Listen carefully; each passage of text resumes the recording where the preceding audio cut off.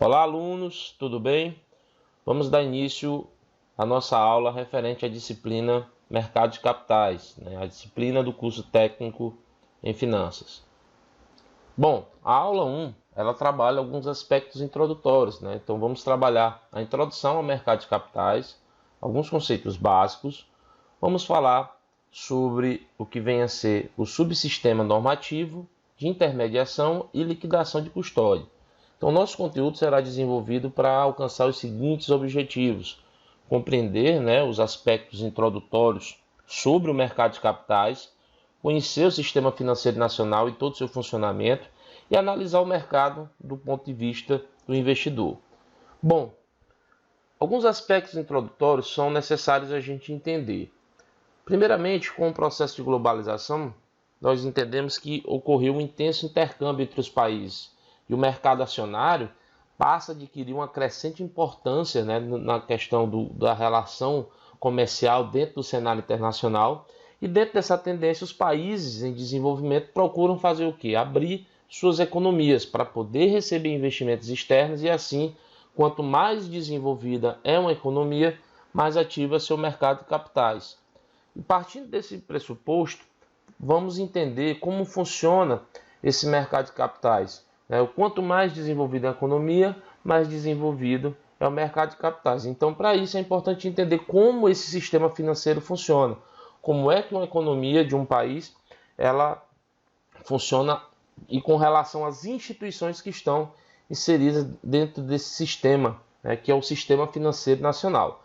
Ele é composto de instituições responsáveis pela captação de recursos financeiros, distribuição e também pela circulação de valores e toda a regulação desse processo.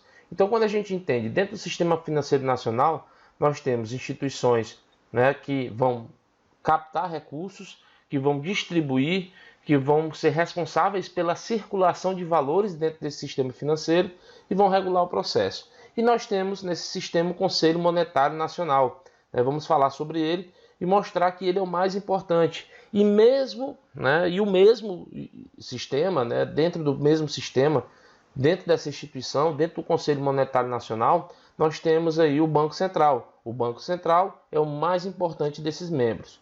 Outro ponto interessante para a gente avaliar, por exemplo, como esse sistema financeiro está funcionando, é a gente avaliar dentro de uma perspectiva econômica. Por exemplo, quando a gente fala de reservas internacionais, então nós temos aqui um gráfico que mostra as reservas internacionais em bilhões nos governos FHC, governo Lula, Dilma e Temer.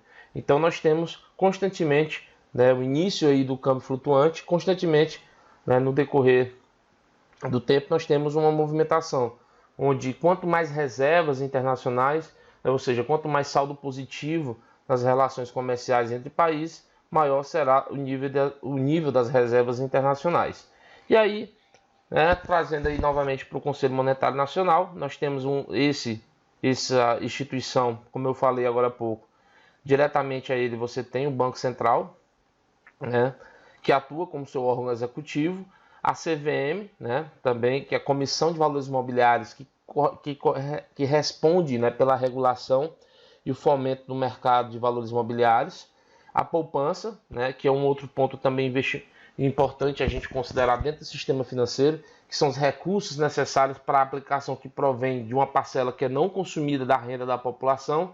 Isso é destinado para a poupança, esse nome se dá poupança, ou seja, qualquer pessoa que tem uma poupança, por menor que seja seu valor, ou uma disponibilidade financeira, ela pode estar fazendo uma aplicação para obter uma reserva para qualquer despesa imprevista, ela pode buscar rentabilidade, ela pode ter uma perspectiva de crescimento do capital empregado, ou seja, ela pode buscar a valorização desse dinheiro, ela pode buscar a proteção desse recurso financeiro e quanto mais a oportunidade de associação com empresas dinâmicas, você tem o desenvolvimento econômico, você tem a questão da rápida disponibilidade do dinheiro aplicado, que é a questão da liquidez.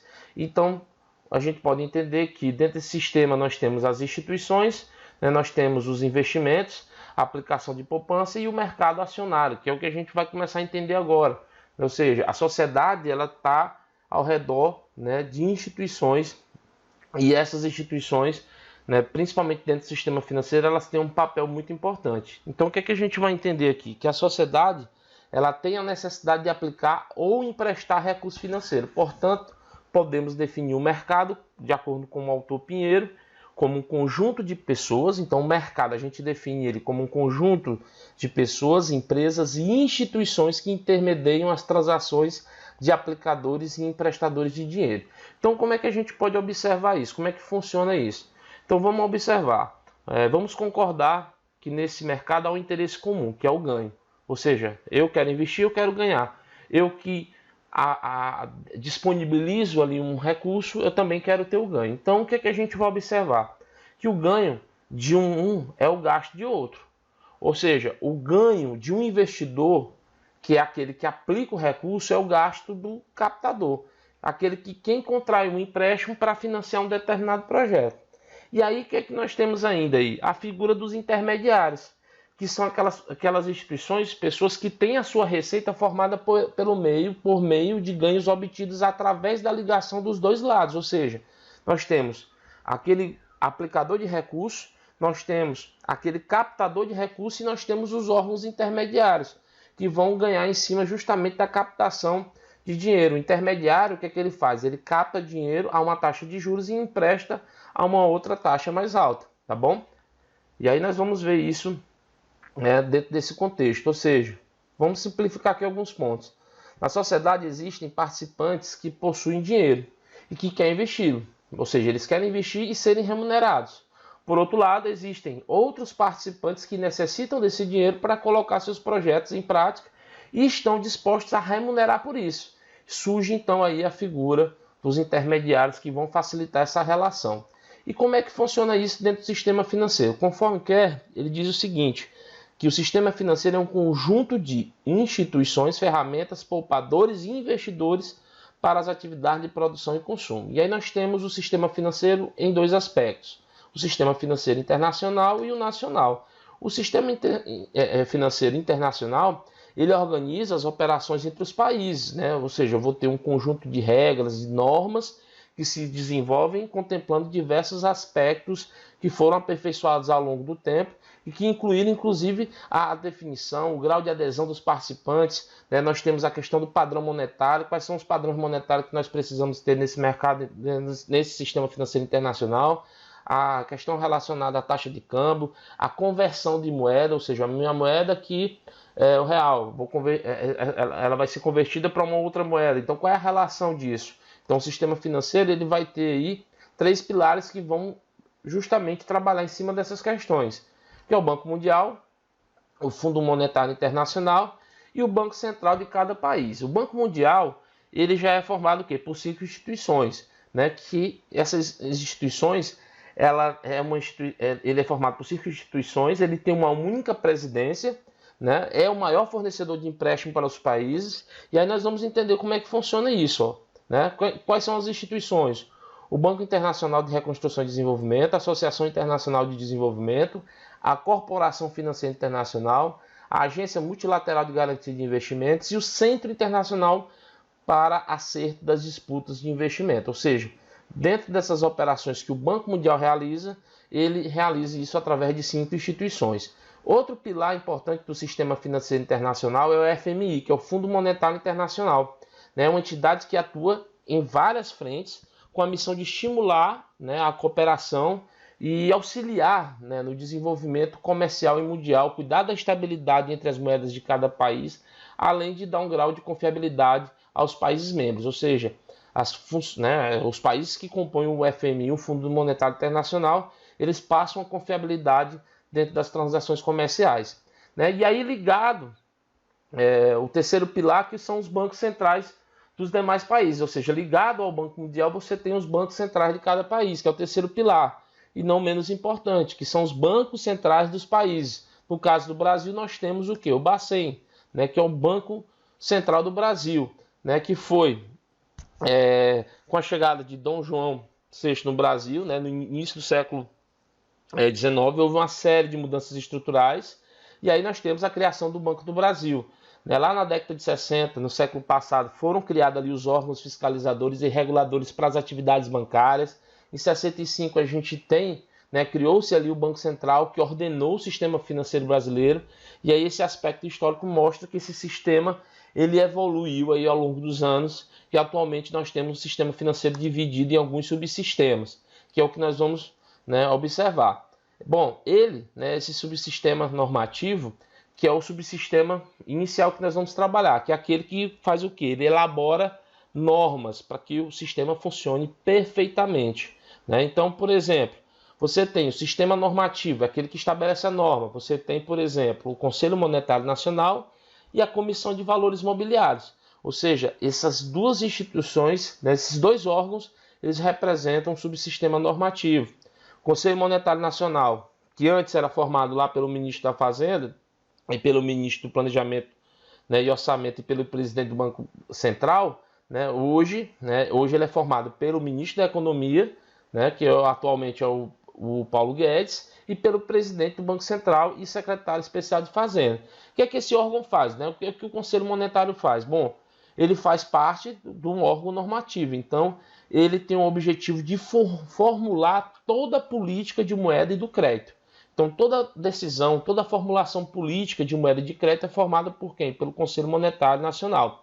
Os objetivos são bem especificados nessa lei, né, que é a Lei 4.595/64, onde nós podemos aí visualizar, né, a melhoria da utilização da moeda, gerar condições favoráveis, aumentar, né, promover o aumento da eficácia do sistema de pagamentos, cuidar da saúde financeira dos bancos. Ou seja, dentro desses aspectos legais é o que rege os objetivos, né, do Conselho Monetário Nacional. E aí o Banco Central, né, que é o que nós já citamos anteriormente, tem a missão de ser o agente, ou seja, aquele que vai assegurar o equilíbrio monetário.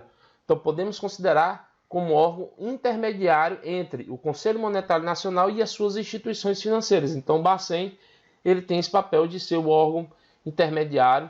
Nós temos a Comissão de Valores Mobiliários, que está ligada, essa sim é a instituição que está ligada diretamente ao mercado de capitais, que vai justamente disciplinar, vai fiscalizar, vai auxiliar a expansão do mercado de valores mobiliários. A CVM justamente auxilia as empresas a fazerem um processo de capitalização. Ela possui uma estrutura jurídica, que nós vamos discorrer nos demais tópicos, e aí uma atenção muito importante, né, que, por exemplo, qual é a garantia de retorno que eu vou ter do meu dinheiro? Imaginou, né, você pegar suas economias e deixá-las na mão de uma empresa que promete muita coisa a um retorno favorável? Então é o que acontece muito. Muita atenção, gente. Tem muita empresa oferecendo ali investimentos, né, aquelas famosas empresas de trader, né? Então você tem que ter cuidado. Primeiro tem que ver se há uma regulação, se há uma autorização pela CVM para aquela empresa operar dentro das perspectivas de investimento, do mercado de capitais. Muita atenção. A CVM é o quê? Podemos afirmar que a CVM não garantirá retorno do dinheiro.